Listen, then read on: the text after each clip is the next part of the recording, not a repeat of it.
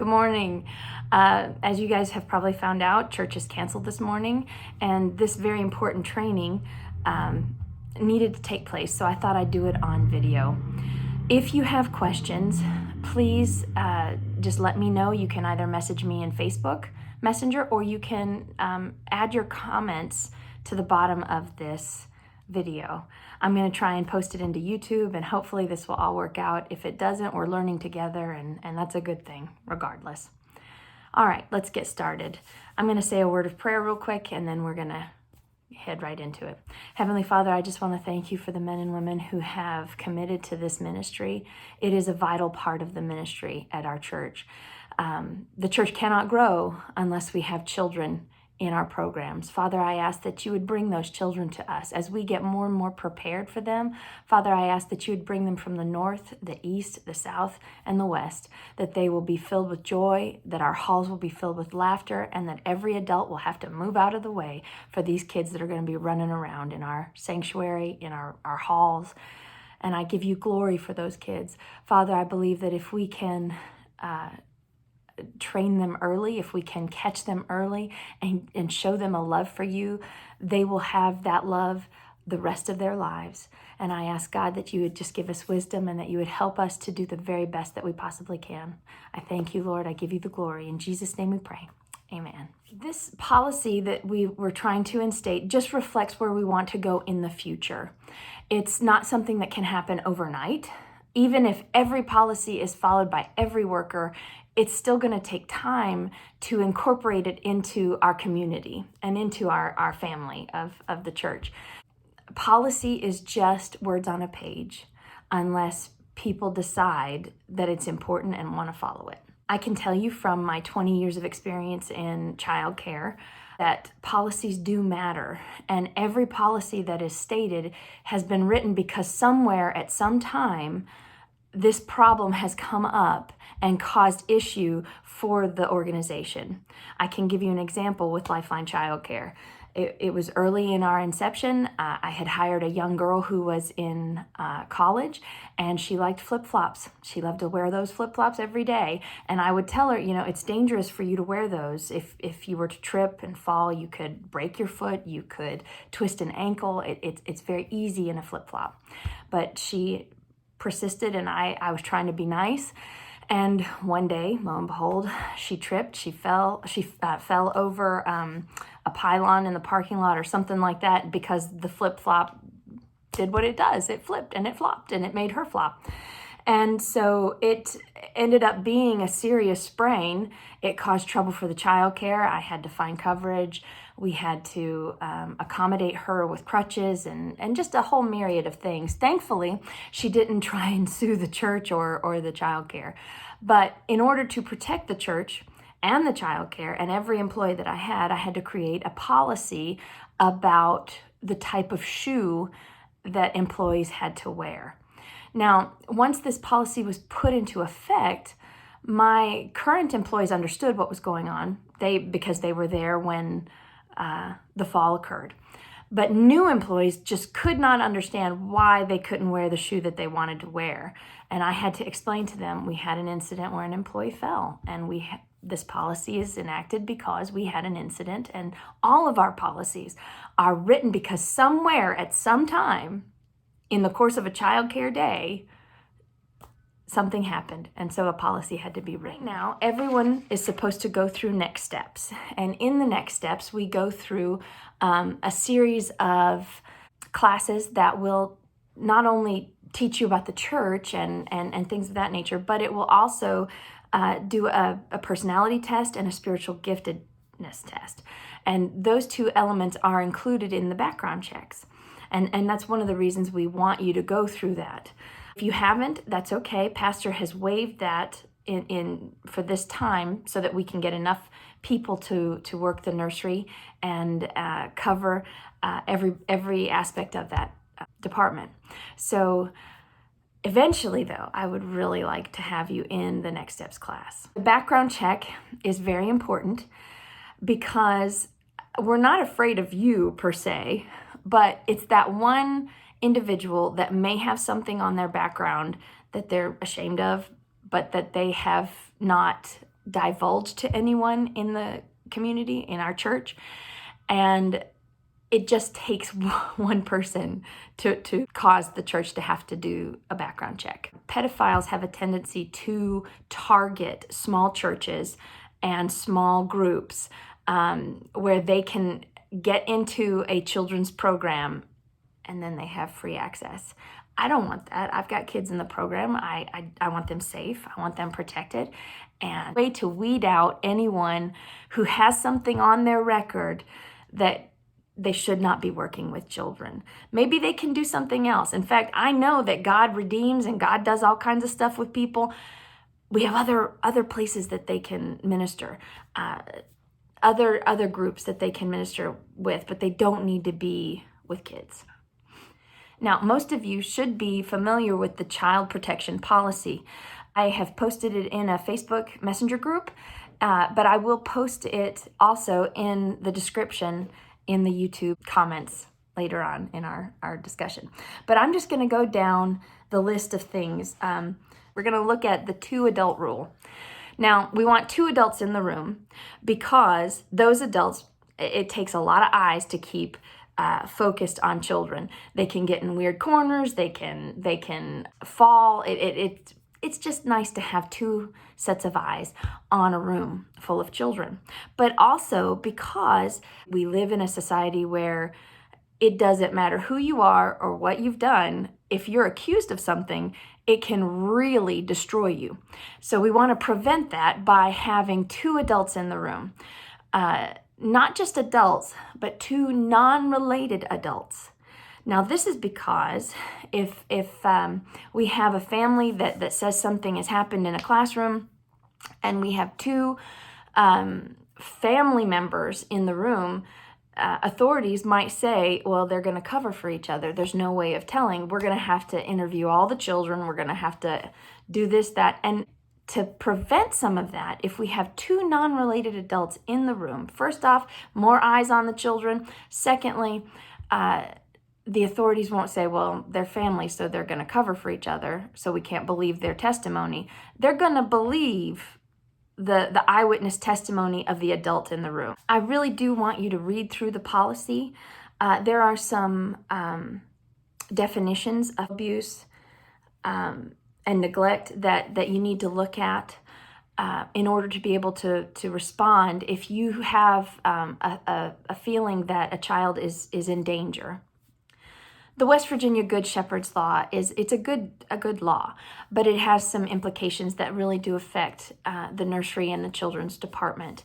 It means that because you are taking on the responsibility of caring for children for an extended period of time, it's usually about an hour and a half that you would be watching these children each week or each month or however the schedule may go, that you are in a unique position to monitor their behavior, to see any signs of abuse. And so the law requires that we take action if we see that action is needed. Someone who has been alleged to have done something must not talk to any witnesses or the families of any of the witnesses until the whole investigation is complete.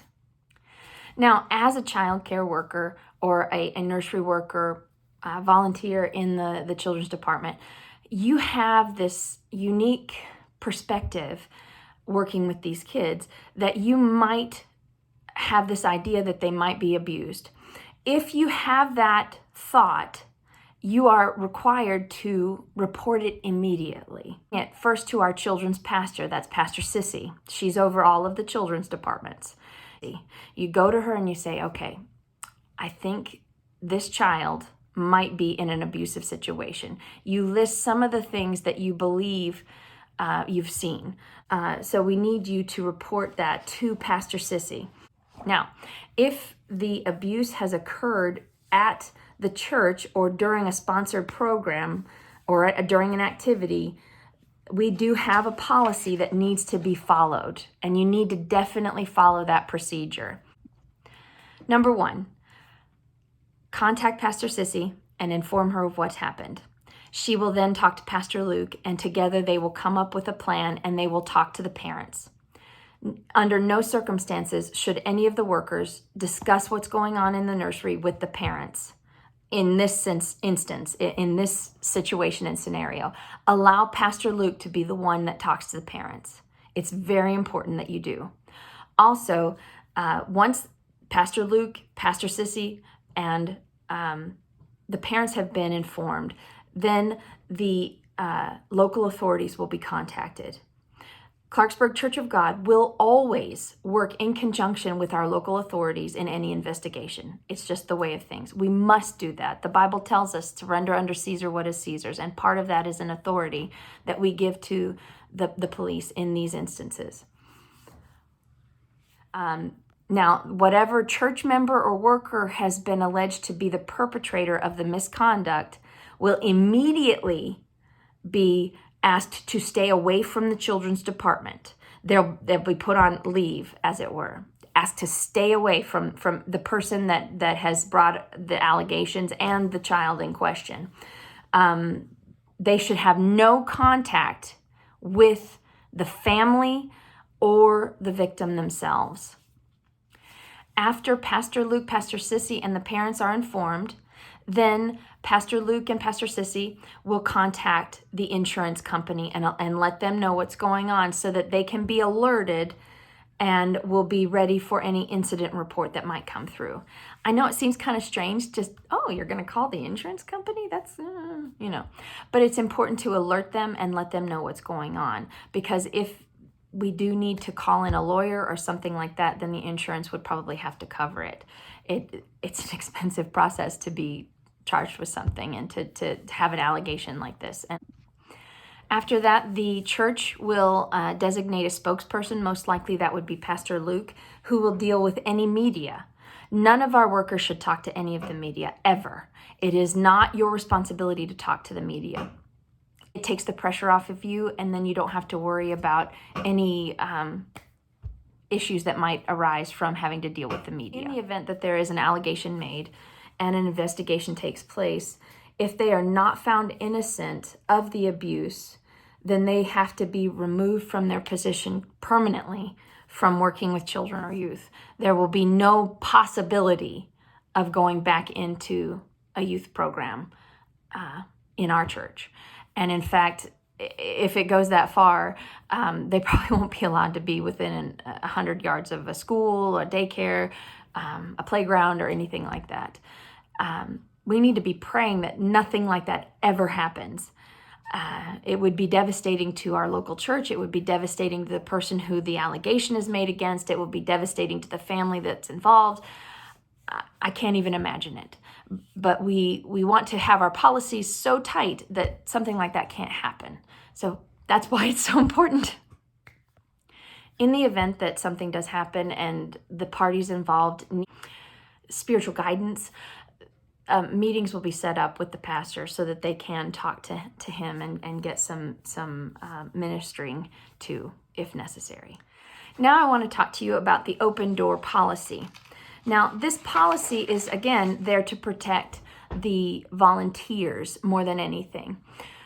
Now, with the nursery, it's a little bit different. You don't have to leave the doors open because we have a camera that is installed and is being viewed by security as the services are going on. However, if we did not have that security camera installed, we would need to leave doors open so that if a person passed by the nursery, they could see and hear what's going on in the nursery.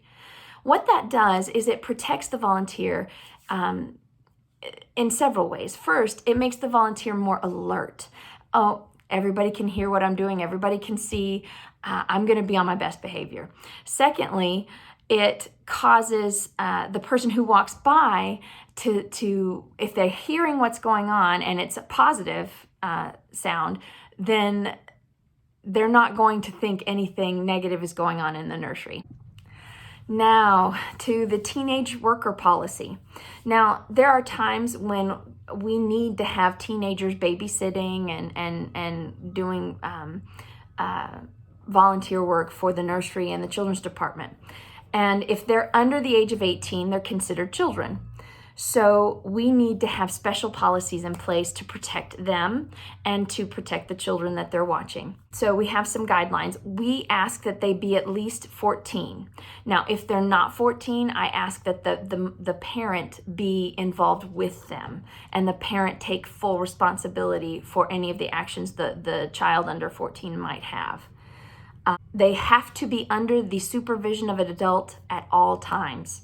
If they're 14 and above or below 14, they have to be under supervision, and the adult in the room has to be willing to take responsibility for any action that young teenager might inadvertently do. The check-in and out policy. I know right now our church is very small, and it may not seem like an important thing to have a check-in and out policy or to make it complicated. However, the goal is to grow, and we want to grow to the point that we need this check-in and out policy. And not only that, but if we can move toward it now when we don't have that many children, it'll be easier to implement when we have a lot of kids and when it's more chaotic. So that's why this policy is listed, and it's why it's listed the way it is. A responsible adult needs to be the one signing the child in and out. By responsible adult, I mean 18 years or older. I know I've probably tried to have my son sign my kids in and out, and I apologize. I'm one of those parents. Now, I would like to start giving the parents a child check. So when they come in and they sign the attendance form, a child check is given to them, and they have to bring that check back to the nursery or children's department in order to get their child back. The reason being, it takes a lot of time to check ID and to check emergency cards. So if they have a piece of paper or something in their hands that they have to give back to the nursery or give back to the children's department before they can reclaim their child, then it speeds up the process. Now, the reason that I've created something like that is so that across the board we can try and be on the same wavelength. That way, when a parent takes their child from the nursery into the junior department, if we're on the same system, then it's easier for the parent to understand. It's easier for the workers to flow naturally into that next area that the child is supposed to go to. And it's easier for the child to just say, oh, okay, it's just a different classroom. We also have a sick child policy. If a child is running a fever of 100, they probably shouldn't be in with other children because they're just going to spread it. So if they have a fever, diarrhea, vomiting, any of those things within 24 hours, they should not be in the children's departments. If they have runny noses, that's typical, but if it is of an odd color, green or yellow, they probably shouldn't be with other kids because they're going to spread that. If their eyes maybe they have pink eye, if they have red irritated eyes, they don't need to be with other kids. They're going to spread pink eye. Other communicable diseases such as head lice and things of that nature, again, we want to try and minimize that sort of thing happening in the junior department. But we also want to protect the dignity of the child. So if there is an instance where there is a communicable disease, we want to talk to the parents as gently as possible. And now we need to talk about the restroom guidelines. All right, children 5 years of age and younger should use the bathroom closest to their classroom. Now, in children's department, that's downstairs. In the nursery, it's the one in the foyer. Now, the worker needs to escort a group of children to the nearest bathroom at the same time. They shouldn't go into the toilet area together, but they should all go as a group. This protects the volunteer. If a volunteer goes one-on-one with a child to the bathroom, it's very easy for a child to say, they touched me inappropriately while they had me in the bathroom. We want to avoid that as much as possible. And you can do that by taking more than one child to the bathroom at the same time. The adult stays outside of the bathroom with the door slightly cracked to protect the child's privacy and dignity, but the adult stays outside the room. Now, we've all been there.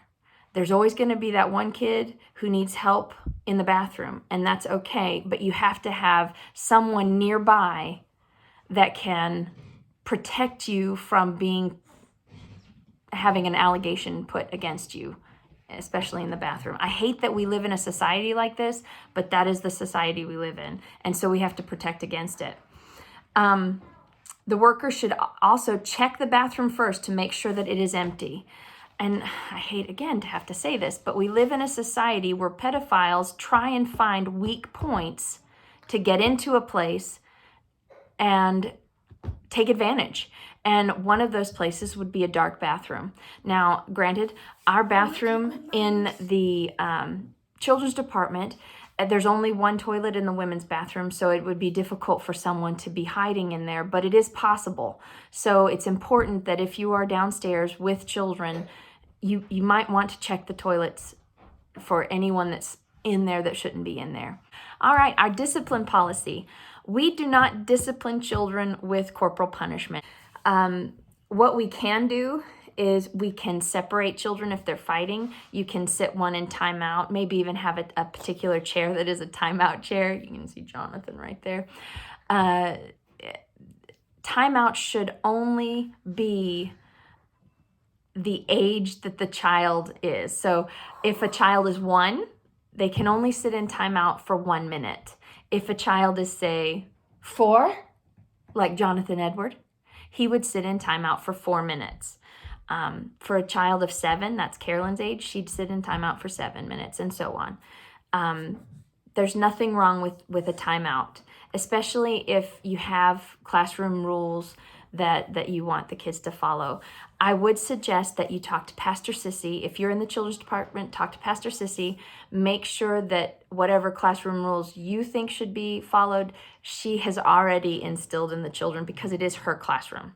Now, for the nursery, you need to talk to the nursery coordinator and work with them. And with the nursery, it's kind of hard to have set rules. Just a second, Jonathan, because they're so young. But there are things that you can talk to the kids about, like hitting each other. We don't hit our friends.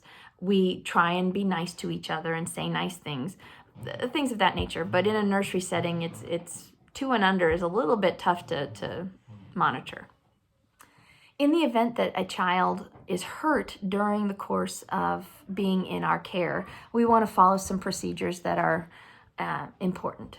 First off, for minor injuries, scrapes, bruises, the workers should provide a Band-Aid if possible. You know, sometimes a kid doesn't even have a scratch, but I want a Band-Aid. So it doesn't hurt to give them a Band-Aid. It's a cheap form of medicine. Also, we want to tell the parents what's gone on. Why does that child have a Band-Aid on? If you can tell them, oh, well, they were playing with a friend and they fell on their knee and got a little carpet burn, and we wanted to put a Band-Aid on it just to make sure it didn't get dirty or anything like that. And it made the child feel better, so that's why we did it. It just makes parents feel better. My kids fall all the time, so I understand that. They also fight all the time, so I totally understand if one comes out with a bloody nose because one of them's hit the other. Now, for injuries that require medical treatment, and I pray and hope that we never have a problem like this, but if we were to have it, we have a policy in place. We do first aid. The children's pastor or the nursery coordinator needs to be told, tell the children's pastor and the nursery coordinator that something has happened and we've got a major incident and we need some assistance. Get the parents.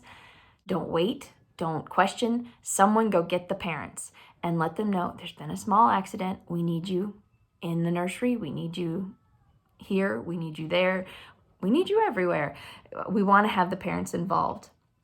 If necessary, either the children's pastor or the nursery coordinator would then call an ambulance if it's needed.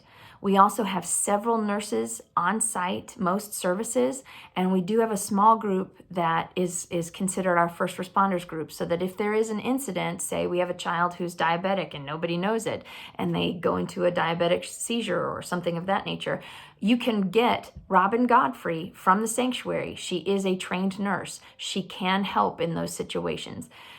If she's not there, her daughter is also trained in the medical profession, and she would be one to get. But the nursery coordinator or the children's pastor need to be the people who call the ambulance. If you can't find them and the parent is standing there, go ahead and call the ambulance if you believe it's warranted and the parent thinks it's warranted. Okay, once the child has been seen to, first aid has been given, an incident report needs to be written down and given to the church secretary so that we can have it on file that the appropriate policies were followed. The reason being, impossible to remember all of the details about any incident that happens in this setting. The adrenaline is flowing.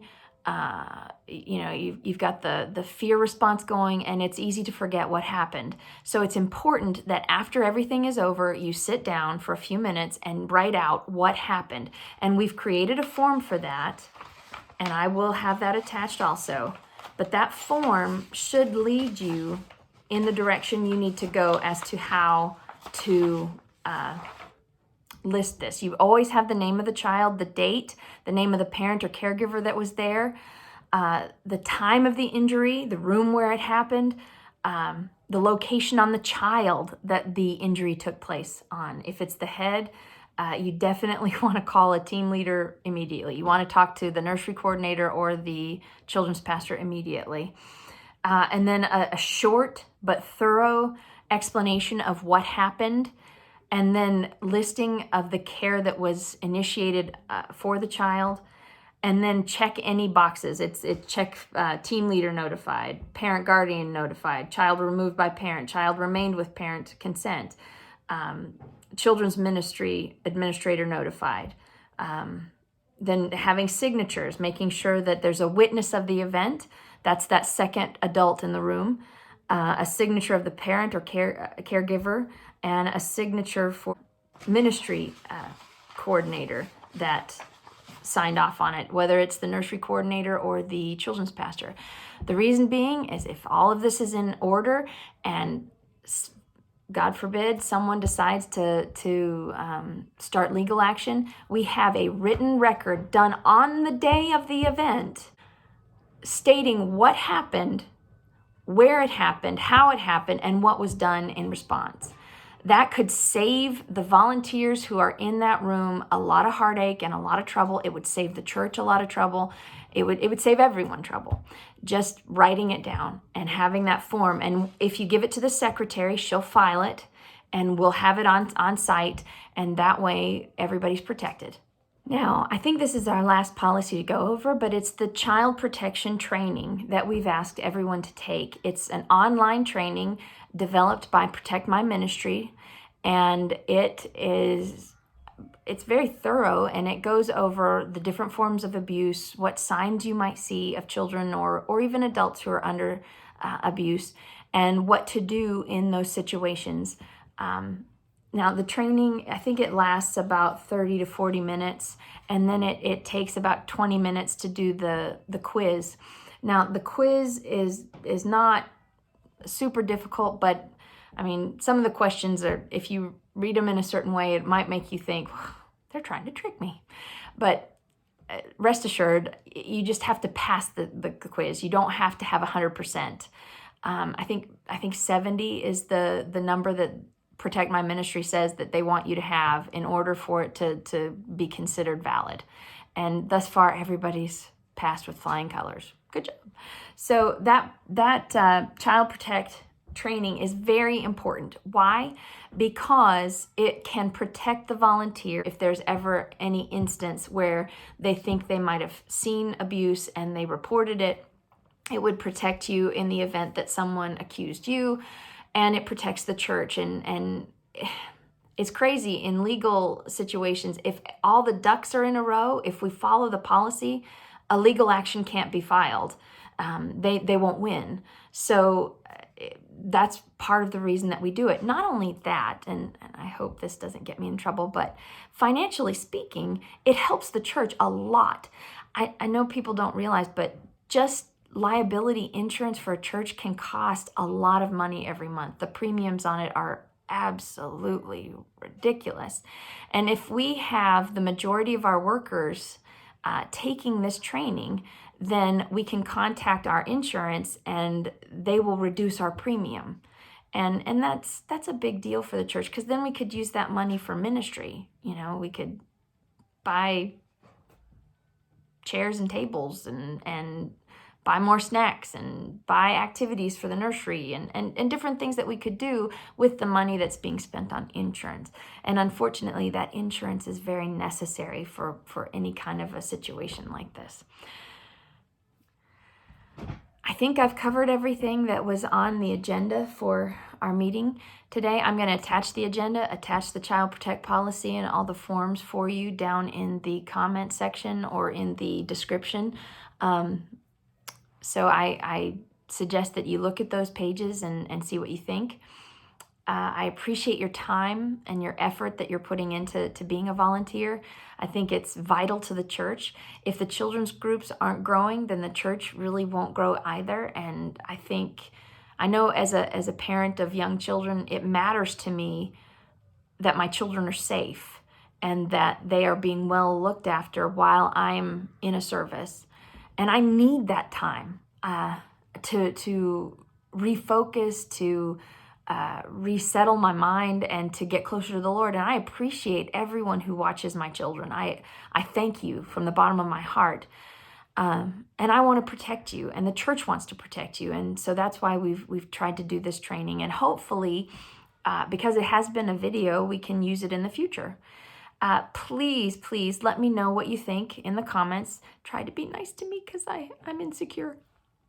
Anyway, if you do make a comment, just try to be nice because I might cry. But or if you have a suggestion that we need to add, please feel free. We would honor that and look at it definitely and see what we need to do. I appreciate all of you, and I thank you for your time.